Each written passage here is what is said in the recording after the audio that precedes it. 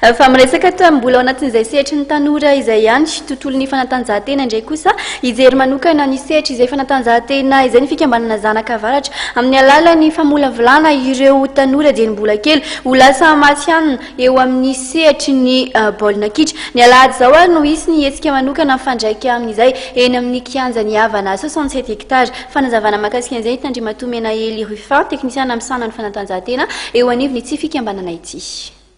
Zay zao Zanaka Avaratra niditra andraikitra momba ny sport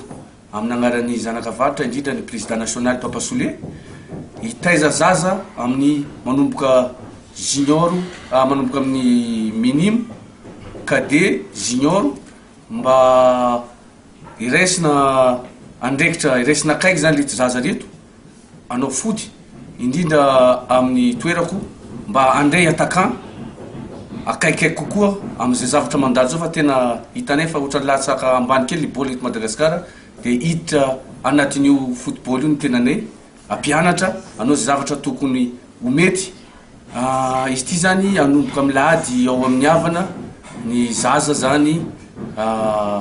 efa misy zaza ihany jerevanay akaikaiky kokoa indrindra ny ara-batana mba fatabatana ihany satria tafarafara taty de ohatrany tsisy vatana kely le joueur gasy de tena le objectifnay koa mba hampianatra mpiditra baolina satria efa indrindra amin'ny tenako manokana ohatra matsiaro menatra mahita le zaza am'izao le mampiditra baolina de mbola